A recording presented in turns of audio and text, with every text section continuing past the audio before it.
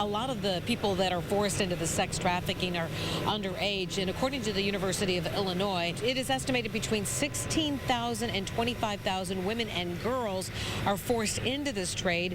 A third of them by the age of 15, which is unbelievable, and about 62% of them by the age of 18. And these are oftentimes victims who are forced into the sex trade by somebody who is who's kidnapped them and forcing them to do this. And a lot of the advertising that they do to put this out there to other people goes on sites like Backpage.com. Parents should be outraged that this is really stealing the innocence of children and destroying lives. So coming up this morning, we're going to be exploring this topic all morning long. At 6 o'clock this morning, we're going to take a closer look at Backpage.com and the men who are running it, the operators.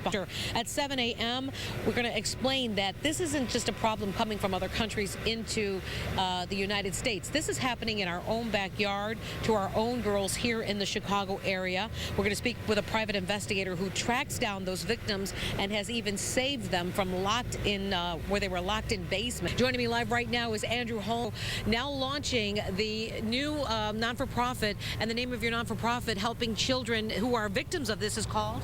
Restoring Innocence Project. So, Andrew, talk to us about this. A lot of people think that the victims of sexploitation, people forced into the sex trade, are people who come from other countries, and that does happen here in the United States. But you want people to know this happens to our children right here in Chicago.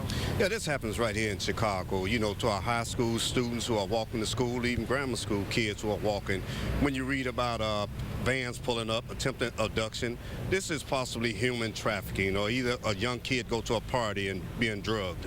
You know, when we rescue them, they be so drugged up or dehydrated, they don't even realize their own name. So we try to seek and get that help for them real fast, but they move them. They move them so fast out of these trap houses. They move them real quick. Abandoned homes that are used by some of the sex traffickers.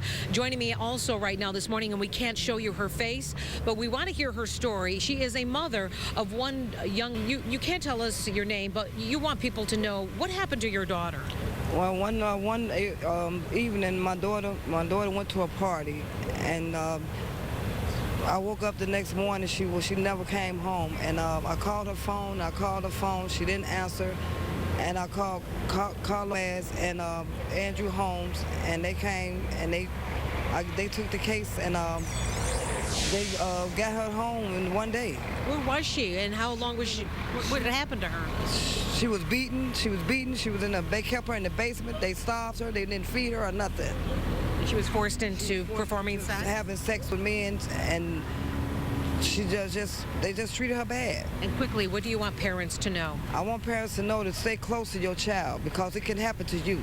I didn't think it was going to happen to me, but it can happen to you and anybody. All right, thank you so much for telling us your story this morning. We really appreciate you coming, and as well Andrew Holmes joining us here to shed some light on a very important issue.